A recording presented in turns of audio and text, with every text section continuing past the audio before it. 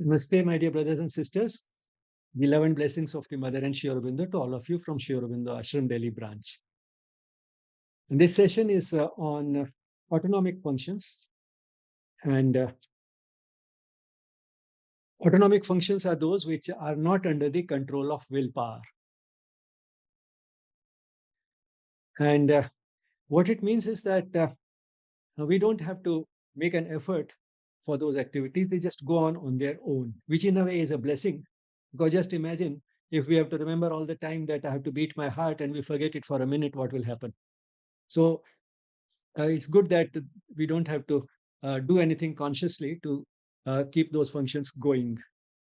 Not only that, these functions are also by and large not strictly dependent on neural activity. For example, if the nerve going to a skeletal muscle is cut, the muscle is completely paralyzed. But if the nerves going to the heart are cut, the heart still continues to beat, which means that they have autonomous activity. They're not only not under the control of willpower, their activity goes on irrespective of our willing it. What the nervous system does, that is the autonomic nervous system, what it does is to modulate the activity, increase or decrease the tempo of the activity. But on their own, the heart muscle goes on beating, the muscles of the gastrointestinal tract keep on propelling the food further. So quite a bit of these autonomic functions go on their own without any effort. So it saves effort, spares our attention for other activities, and also becomes a safety factor because uh, no matter how hard we try, we are likely to forget what we want to do. And if one forgets to perform some essential functions like the heartbeat, you can imagine what would happen.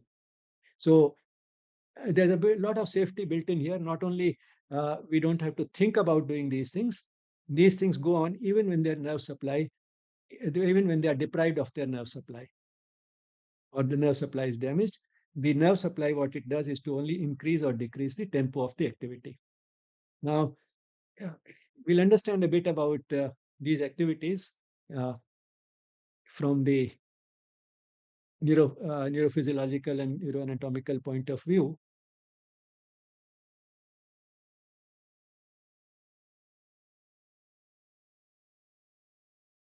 Here again, we'll start with the spinal cord.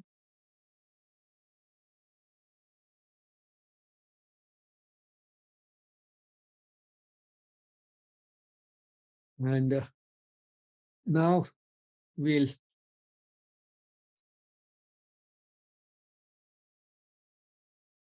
look at another region of the spinal cord.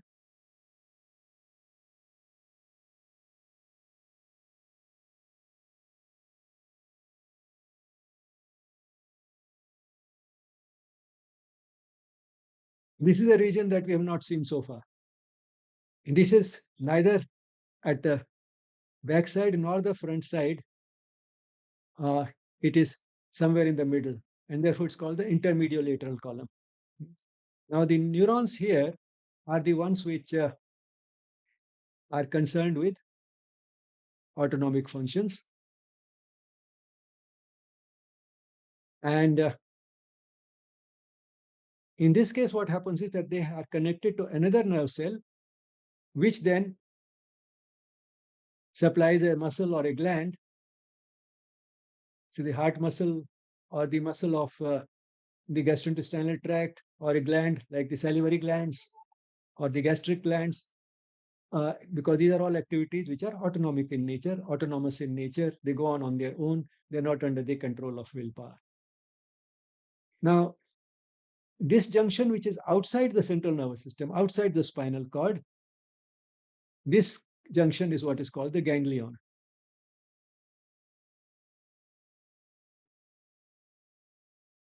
And corresponding to this nerve cell, which is before the ganglion, is the preganglionic neuron. And the one which is after the ganglion is the postganglionic neuron. So this is the basic organization of the autonomic nervous system. And then, of course, as in the case of any other function, there are influences from the higher regions of the brain. those which affect involuntary functions, those which are concerned with emotions, those which are concerned with willpower, which means even willpower can influence these activities to some extent. So from all those regions, there are inputs, but this is the basic circuitry by which the messages are sent to parts which have an autonomic innervation. Now, in autonomic nervous system, actually, there are two divisions, sympathetic and parasympathetic. And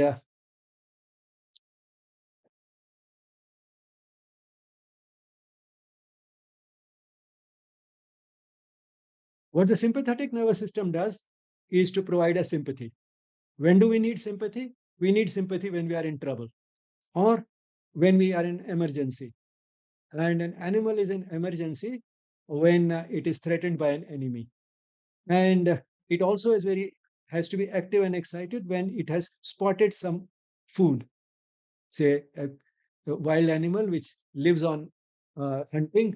If it has spotted a smaller animal which it can hunt, again it is too excited. So those are the type of situations in which the sympathetic nervous system becomes more active. So it is the division that comes into play during fight, flight, and fright type of situations. When one has to put up a fight, flee from the situation, or when the person is or the animal is frightened.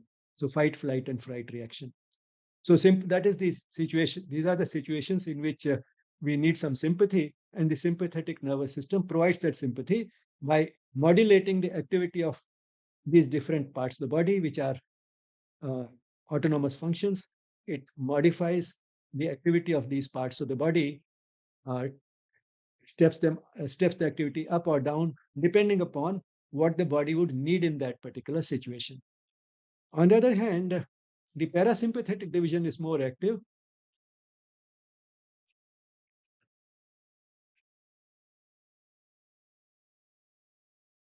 when we are at rest, when we are relaxed, when we are at peace.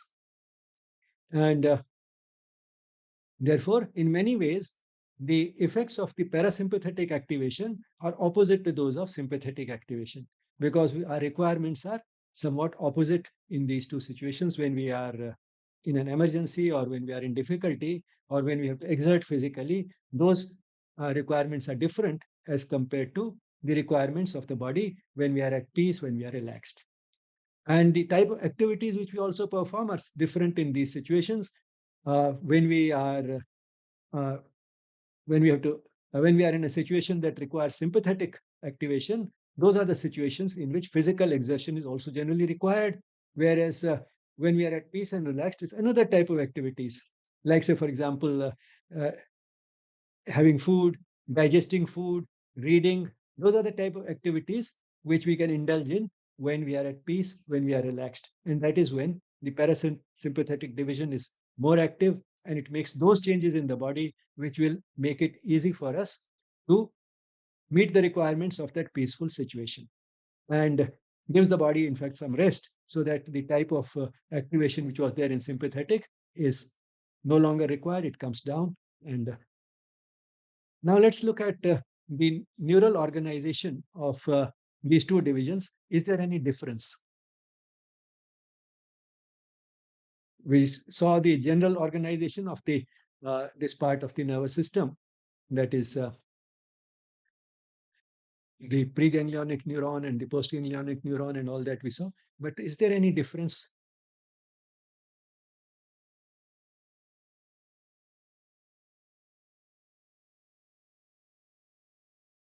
between the two divisions?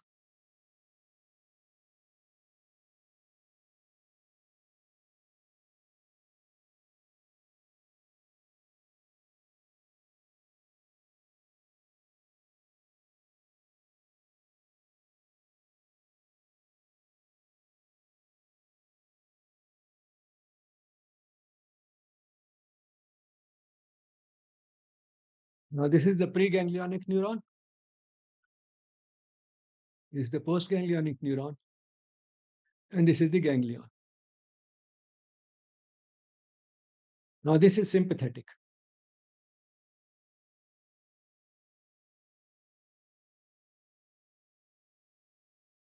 In case of parasympathetic and these sympathetic division, uh, for this, these neurons are located in the thoracolumbar part of the, that is the chest and the abdominal part of the spinal cord.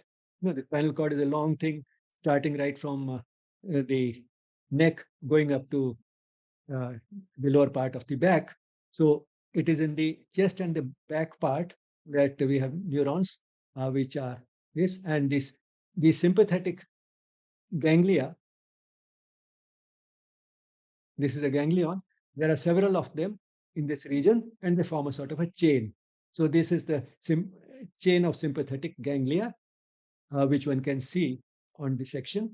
And there have been sort of uh, comparisons made of the sympathetic chain on the right side and the left side with the ida and the pingla. Now, one doesn't have to bend over backwards to find some sort of a parallel. In those ida and pingla, those nadis which have been seen in the subtle body. They cannot be seen on dissection. And the comparisons are far-fetched and inappropriate, so we'll not get into that. But this is the sort of division that this is the sort of arrangement which we can see structurally under the when you dissect a body, and further the details you can see under a microscope. Now, what is the parasympathetic like? This is sympathetic. Now, in case of parasympathetic,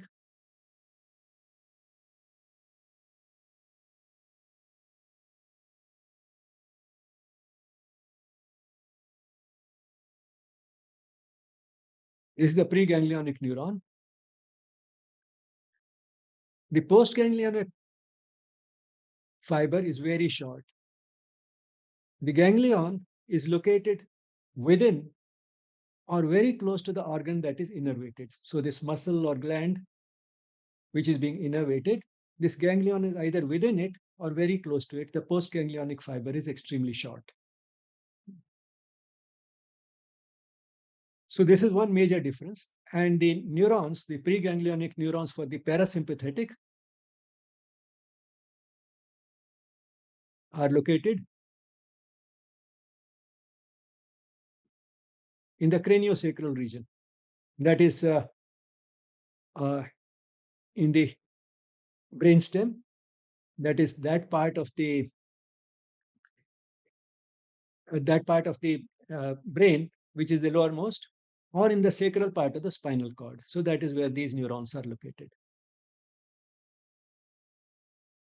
So the supply all over can be from these limited regions, because the fibers can ascend up and descend down. So we do not have both sympathetic and parasympathetic neurons of this type throughout the spinal cord.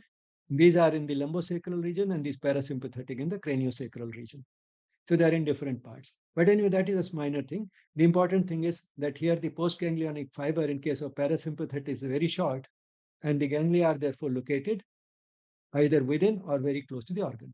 Now, how about the neurotransmitters? That is the chemicals by which the message is conveyed. The preganglionic neuron conveys the message to the postganglionic neuron by using the neurotransmitter acetylcholine, which you are familiar with. This is the chemical which is used also by the neurons which supply skeletal muscles. They release acetylcholine to convey the message to the muscle. Here, the same neurotransmitter is used for conveying the message to the postganglionic neuron. But in case of sympathetic and parasympathetic, the chemical released by the postganglionic neuron is different. In general, the sympathetic postganglionic neurons release noradrenaline, whereas the parasympathetic neurons,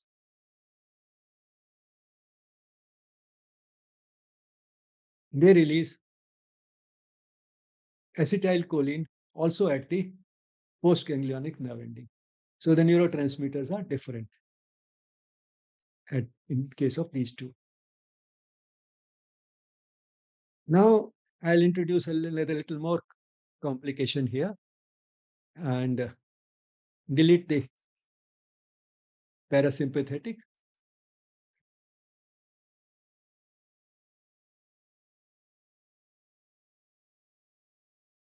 And show you one more structure.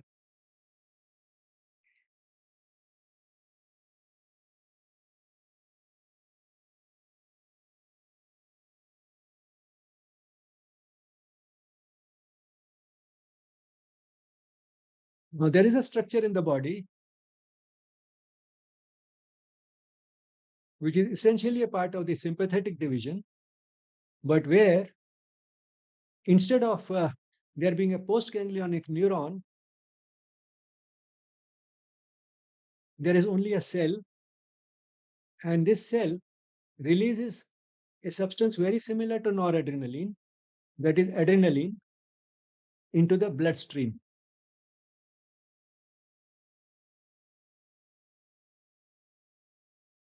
Like all parts of the body, the part which has this type of cells also has a blood supply, and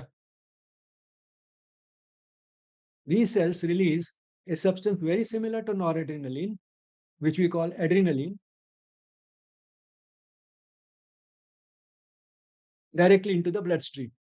So you can see the arrangement is very similar to sympathetic, except that in this cell within this organ, this cell within this organ is behaving, functioning like the postganglionic neuron here. Now, which is this organ? Some of you might have already guessed it. This type of cells are present in the adrenal gland, in the adrenal, inside of the part of the adrenal gland, which we call the adrenal medulla. So it is in the adrenal glands that we have this type of cells. And that's why the substance which is poured into the bloodstream is adrenaline. And the substances which are poured directly to the bloodstream like this are called hormones. So adrenaline is a hormone. So here adrenaline is a hormone. Here noradrenaline is a neurotransmitter. Neurotransmitter because it is being released by this neuron transmitting a message to the part which is innervated. Here, the substance is being poured directly to the bloodstream. It can go anywhere, all over the body. Now, why this difference in the arrangement? Why in sympathetic we also have this type of an arrangement, which we don't have in parasympathetic? That is easy to understand because when a person is in an emergency, some change in activity may be required in the heart or in the lungs. And for that, this type of a specific messaging, that is, message which is delivered to a specific part of the body, is necessary. But then, along with that, there are many changes which will be required throughout the body, generalized sort of changes. For example, the stored glycogen and fat will have to be broken down, and so that the stored fuel can be released for being used during the emergency when the person is or the animal is not eating. But at the same time, the reserves have to be used for getting that extra energy which is required during the effort. Now, so generalized changes are more necessary here than over here. However, all these changes also need not be as general as they look just because it's going all over the bloodstream, because along with the chemical, we also need appropriate receptors. So places which have those receptors are the places where this activity will change. But all the same, this can have far more generalized effects as compared to the parasympathetic, because when the sympathetic division is activated, not only are many different parts of the body getting specific messages through these postganglionic neurons of the sympathetic system, but simultaneously, there's also activation of the adrenal glands, the adrenal medulla, which in turn releases adrenaline, which circulates all over the body.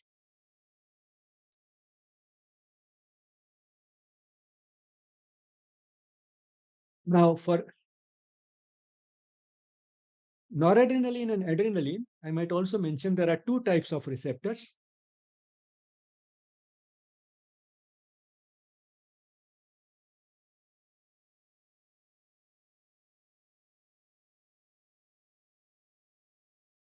For noradrenaline and adrenaline,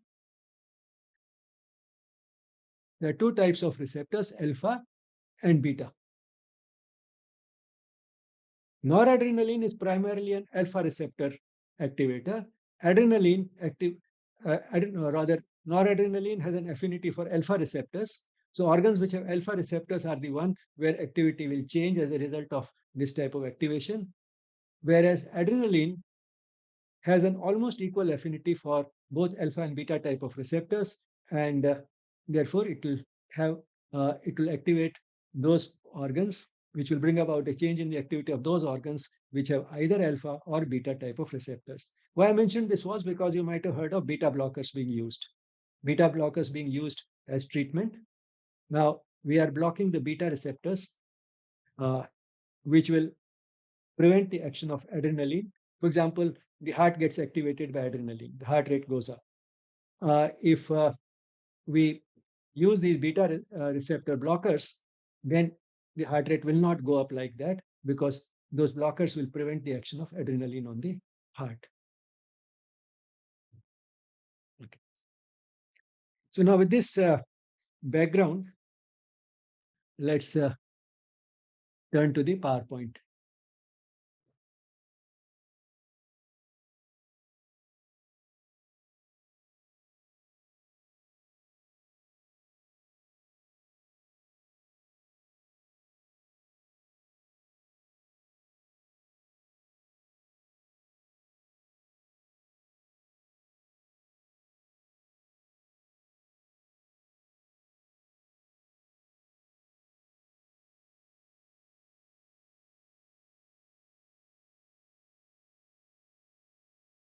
I would like to dedicate this session to these two gentlemen, Professor B.K. Anand, who was my teacher in the Department of Physiology, also the founder head of the Department of Physiology at the All India Institute of Medical Sciences.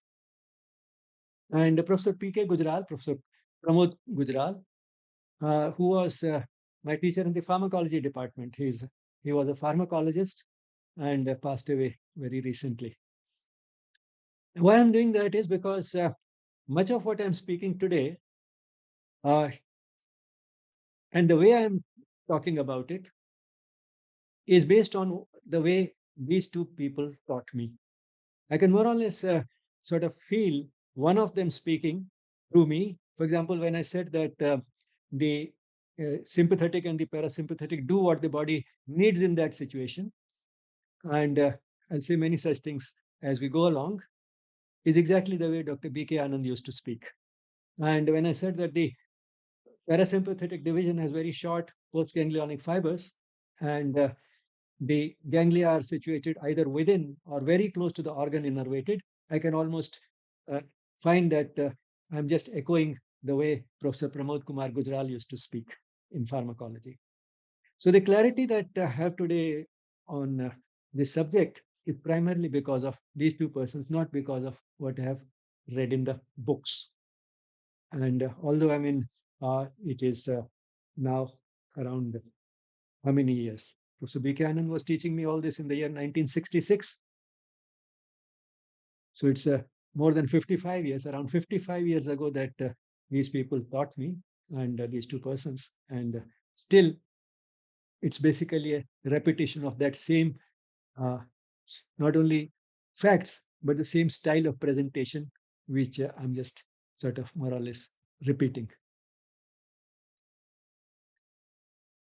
Now, let's see what the effects of sympathetic and parasympathetic activation are on different parts of the body.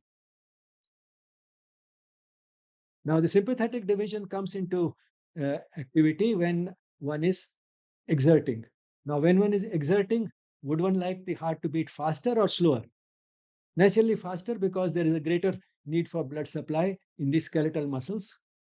And therefore, the heart starts beating faster and more forcefully. The heart rate goes up, and the force with which the ventricles beat, that also increases as a result of sympathetic activation. On the other hand, what would be the needs of the heart, how much the heart needs to be active when we are at peace and relaxed? We would not need that much activity of the heart. So we do not need a very fast heart rate. We need a slower heart rate. The heart can relax a bit, take rest, uh, beat less forcefully, beat less frequently. And that's exactly what the parasympathetic does. How about breathing? Now, the activity of the heart and the breathing are closely related because the heart takes the blood, helps in taking the blood to different parts of the body, whereas breathing ensures that the blood that goes to different parts of the body has enough oxygen and does not have accumulation of carbon dioxide. And therefore, when we need a greater activity of the heart, that is the time we also need greater activity of the respiratory system. And how will the person be able to breathe more? By having a faster rate of breathing, by having deeper breathing, and also by the airways opening up so that air can easily enter and come out. The larger amounts of air can enter and come out without much resistance. And that's exactly what the sympathetic does. It increases the rate of breathing, it increases the depth of breathing, it opens up the airways. All these things would not be necessary when we are at peace and relaxed. And bringing down all these activities, bringing down the respiratory rate, bringing down the uh, depth of breathing, and narrowing down the airways a little, that is exactly what the parasympathetic does. What about the gastrointestinal tract? When one would eat, when one is at rest, or when one is uh, running away from an emergency, naturally at peace. When we are at peace, when we are relaxed, that is the time when we would like to eat. And associated with eating are functions of the gastrointestinal tract, like the movements of the gastrointestinal tract, secretion of different juices of the gastrointestinal tract, the saliva, the gastric juice, the pancreatic juice, and so on. And all these juices are the secretion of all these juices is activated by the parasympathetic division. We want this type of activity shut down during the when we are in an emergency, and the activities, all these activities get shut down during an emergency. So that's exactly what happens as a result of sympathetic and parasympathetic activity. Sympathetic reduces the motility and secretion of the gastrointestinal tract. Parasympathetic increases the secretion and motility of the gastrointestinal tract. Apart from secretion and motility, another function of the gut is located at the lower end, and that is defecation. Now, when one would like to pass the stool, again, one is at peace and relaxed. Now, here, what is it that we will require this uh, part of the gut then to do? When we are at peace, when we are relaxed, when we want to pass the stool, the the rectum and anal canal, they should contract, and the sphincter, that is that ring-like muscle which is guarding the opening, that should relax. And that is exactly what the parasympathetic does. So you can see that it's not that parasympathetic always brings about contraction, because when it comes to the stomach and intestines, for propelling the food further, parasympathetic makes these muscles contract. But when it comes to the rectum and anal canal, for passing the stool, we require the relaxation of, sorry,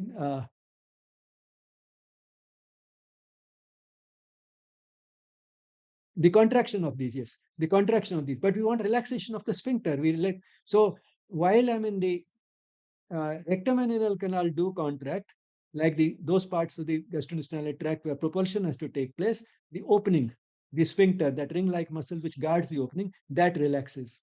So the same parasympathetic can bring about contraction in the rest of the gut, but relaxation in the opening. So the whether it will be contraction or relaxation is need based, not that sympathetic will always do one thing and parasympathetic always the other. On the other hand, what does sympathetic do? It reduces the motility, it reduces the secretion, and it also relaxes the rectum and anal canal, and it leads to a contraction of the opening, that is the sphincter. Something similar applies to the urinary bladder. Again, we want to pass the urine when one is at rest and relaxed. And Therefore, it's the parasympathetic which helps in contracting the bladder and relaxing the sphincter, that opening which lets the urine flow out. You might say that sometimes some animals pass urine uh, when they are very frightened. Even can happen occasionally to human beings also. Now, that is a paradoxical response, and the body has those type of paradoxical responses also built in. In general, sympathetic when we are tense, where we are in emergency, the bladder relaxes and the sphincter contracts. But this paradoxical mechanism comes into play as a defense mechanism in cases of extreme fright, because that can then distract the attention of the enemy.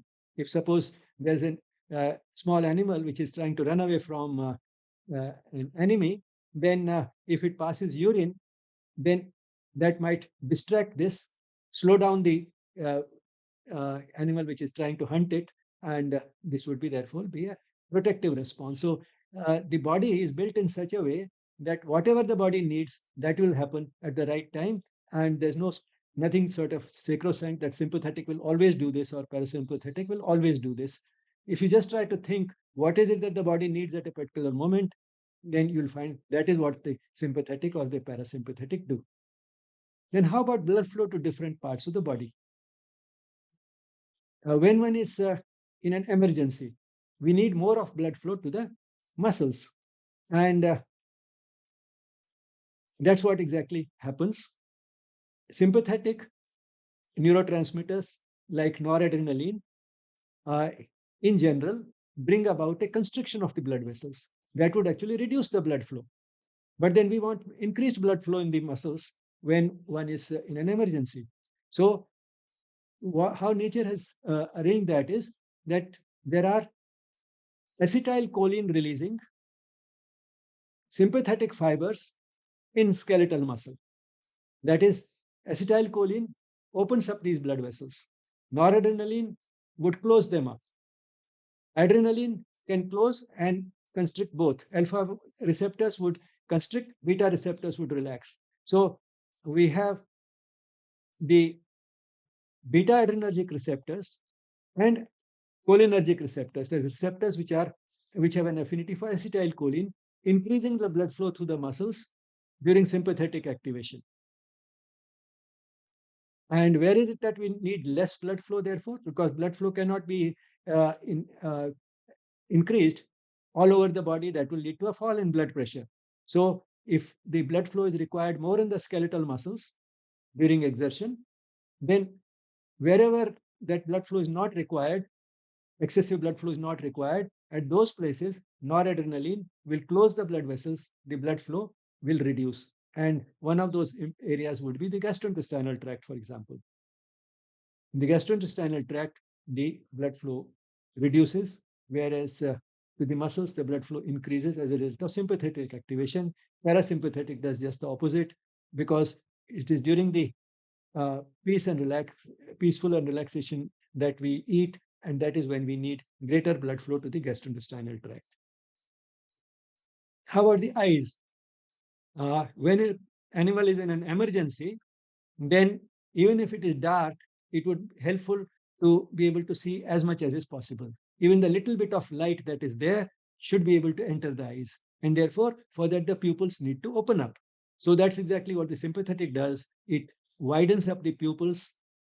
The sympathetic dilates the pupils, opens them up further, and it also leads to a relaxation of the ciliary muscles, so that the lens is not in a position of accommodating for near vision. Instead, it is accommodated for distant vision. So one will be able to see a long distance with poor light as a result of sympathetic activation. Whereas one may like to read when one is at peace and relaxed, and that's what the parasympathetic does. It helps in constricting the pupil. It makes the pupil narrower, because that improves the focusing. And it also leads to a contraction of the ciliary muscles, which will fatten up the lens a bit and makes it more suitable for near vision. How about sweating? Sweating is often, again, a type of a response which is required in heat. Heat is a type of stress, but then it is a type of stress in which we require a localized activity. In general, sympathetic activity, when we have sympathetic activation, we need generalized activation all over the body. The heart beating more forcefully, breathing increasing, the airways opening up, and the rectum and the bladder, they taking rest and not letting the urine or the stool flow out. So we need the pupils widening and so on. increase blood flow in the skeletal muscles. So we need a generalized activity and metabolism, breakdown of glycogen and the fat reserves. So the generalized activity is required. But in case of heat stress, do not need that type of a generalized activation. We need only activity of the sweat glands. And we find that, again, nature has ensured that by having in the sweat glands acetylcholine releasing nerve endings, so they're sympathetic, but they release acetylcholine that leads to an increase in the blood flow to the sweat glands and increases the amount of sweating. Because acetylcholine in general relaxes the blood vessels, and increased blood flow will increase the activity, or increased activity needs increased blood flow, whichever way you look at it. So that will lead to, and both are true to some extent, increased activity increases the blood flow, and increased blood flow enables that increased activity. So that is what happens in sweat glands. Sweat glands become more active when it is hot, and that is brought about by the activation of acetylcholine releasing sympathetic nerve endings in the sweat glands. What does parasympathetic do? What parasympathetic does is to uh, give some sweating only on the palms, not all over the body, but only palms. So palmar sweating increases, not generalized sweating as a result of parasympathetic activation. And metabolism, sympathetic increases the breakdown of glycogen uh, so that glucose is released. Glycogen is the storage form of glucose. Fats are broken down so that fatty acids are released and can be used as fuel. That is what the sympathetic does to the metabolism. Parasympathetic has no major effect on metabolism. So you can see the effects of sympathetic and parasympathetic can be predicted. One doesn't have to sort of look at a table in the book to find out what sympathetic does to any of these functions or to parasympathetic does. What they do is what you think will is required by the body. You don't have to look up a book. You don't have to try to remember it. You'll know it all the time if you just think what is it that the body would need? What is the type of function that we would perform when we are at peace and relaxed? What is the type of function we would indulge in when there's an emergency? And what will be the requirements of the body in that situation, and you'll find that that is exactly what either the parasympathetic or the parasympathetic does. Sympathetic will do what is required by the body when we are in a state of emergency, and parasympathetic will do those, bring about those changes in the body which the body needs when we are at peace and relaxed. This is exactly the way Dr. B.K. Anand used to speak in 1966, and I'm more or less repeating that.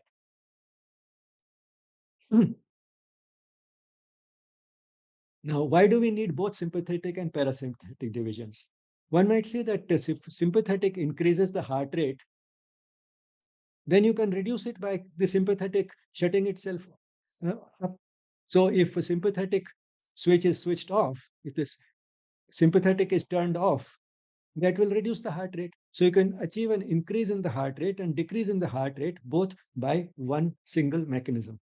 Sympathetic activity increasing will increase the heart rate. Sympathetic switching itself off will reduce the heart rate. So you can increase the heart rate and reduce the heart rate by just one division. Why do we have these two divisions doing opposite things at most places? Now, one can understand that easily by thinking of a car. In a car, we have both a brake and an accelerator. What the brake does is to slow down and stop. The accelerator increases the speed. Why do we need both? Because if we have only the accelerator, if we press on it, the car will run faster. If we don't press on it, the car will start slowing down. So we can increase the speed and slow down the speed by using only the accelerator. Why do we need a brake? We need a brake because even the best driver sometimes needs to stop much faster than is possible by just not working on the accelerator. And therefore, we do need also a brake.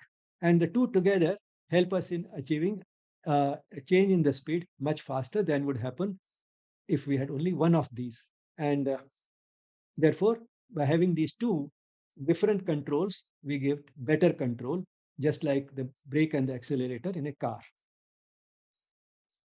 Now, what is tone in relation to autonomic activity? In case of skeletal muscle, a weak contraction is present all the time, and that is what we call the tone. The same is true of also of autonomic activity. Some parasympathetic activity and some sympathetic activity is present all the time. And that is the tone of the autonomic activity.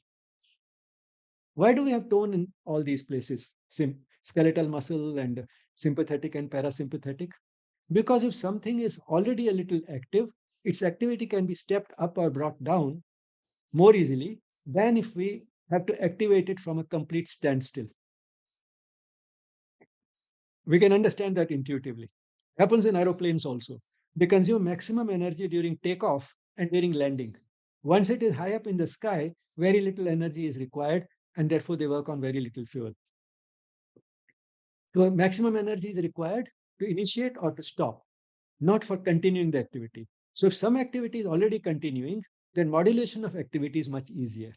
And probably that is why here also in skeletal muscle as well as in autonomic functions, we have a certain tone, that is a certain basal activity which is there all the time.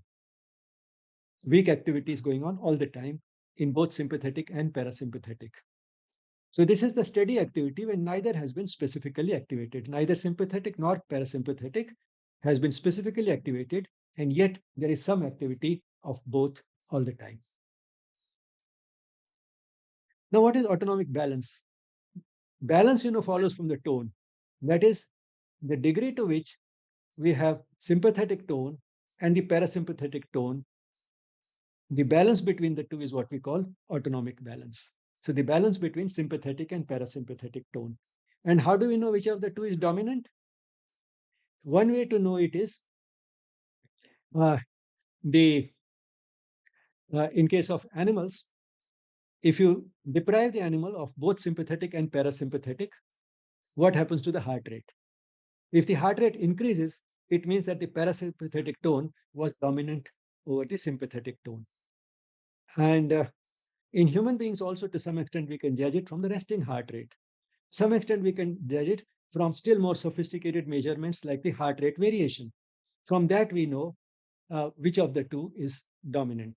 And this is of some significance to those who are on the path of yoga, because yoga increases parasympathetic tone. Because we are more at peace, more relaxed, it increases parasympathetic tone. And parasympathetic dominance is one of the results of yogic practices. So, can autonomic balance change and can it be changed? And should it be changed? Yes, it can change from time to time. The same person may not have the same autonomic balance all the time. And it can be changed through activities like the yogic practices. And should it be changed? Yes, it seems to improve our health in general if we have a higher parasympathetic dominance. So, autonomic balance of an individual keeps changing, can be changed, and it is desirable to change it towards parasympathetic. More peaceful, more relaxed. The type of results we get in the body seem to keep us healthy. Now, it's often said, and it's correct, that alternate nostril breathing improves parasympathetic activity and also helps in achieving good autonomic balance. And this is here you can see the fingers in Nasika Mudra, the two fingers just next to the thumb folded, so that the nose will now fit snugly between the thumb and the ring finger. And then one can close one nostril at a time and have alternate nostril breathing. That is, out and in, change the nostril, out and in, change. And what happens is that when we are breathing in through the right, there is sympathetic activation. Breathing in through the left leads to parasympathetic activation. In alternate nostril breathing, we are breathing with both alternately, and therefore we get a balance. But suppose one wants to selectively stimulate parasympathetic, then one should be breathing in through the left only, and that is what we do in Chandra Anulom Vilom or in Chandra Bhedan Pranayama. But then sometimes one also needs to stimulate only the right. For example, it helps in losing weight. Then we breathe in through the right and breathe out through the left, which is Surya Bhedan Pranayam. Breathe in through the right and breathe out through the right, that is Surya Anulom Vilom. So one can have variations, but for normal purposes, we have the usual Nadi Shuddhi Pranayam, that is alternate nostril breathing. Now, here there's a little application also which one can have. Suppose you are feeling very cold and you want to generate some heat. That for that we need sympathetic, because release of adrenaline increases the activation of in the heat generating mechanisms, and therefore sympathetic activation is helpful. Now, suppose you've gone somewhere not sufficiently protected against cold and you're feeling cold. You can start right nostril breathing. It will generate some heat. You'll feel less cold. You'll feel that you are feeling quite okay. Now, but it will look funny sitting there and doing this, taking your hand towards the nose and doing this type of breathing in and breathing out through the right and so on, or breathing in through the right, breathing out through the left all the time, which means using only the right nostril for breathing in. It will look very funny. Now, to some extent, this control, whether you breathe in through the right or through the left, can be exerted even without using the fingers. You just need a little practice. You'll try it and you'll find that willfully you can direct the air in such a way that it enters only through the right all the time. And if you do that, sitting there quietly, after some time, you'll find you'll not feel cold.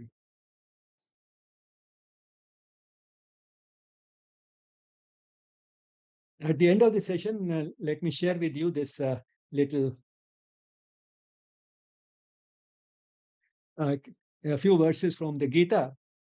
You know, this is in the very first chapter when the when Krishna and Arjuna are in the battlefield, and Arjuna has asked Sri Krishna to take the chariot in the middle of the battlefield so that he can have a good look. And when he finds that on the side of the Kauravas, that the people whom he is fighting against, amongst them are his own close relatives and teacher and so on, he doesn't want to fight. And he tells Sri Krishna, Krishna, Krishna, now as I look on these my kinsmen arrayed for battle, my mouth is parching, my body trembles, my hair stands upright, my skin seems burning, the bow Gandhi slips from my hand, my brain is whirling round and round, I can stand no longer. This, in a way, is the type of feelings, the type of bodily changes that one experiences in when the sympathetic is activated.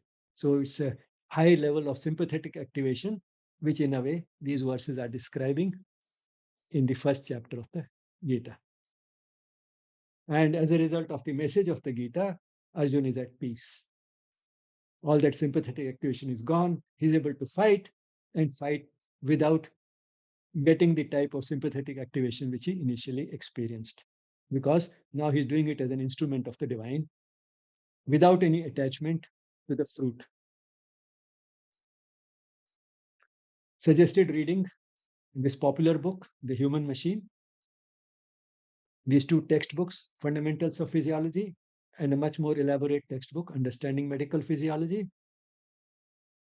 Sri Aurobindo Ashram Delhi branch, a place to which you are all most welcome anytime. For any questions or comments, please drop an email to yes@yesspirituality.com. Gratitude to the Mother and Sri Aurobindo for making these sessions possible. Thank you, everybody. We close with a moment of silence.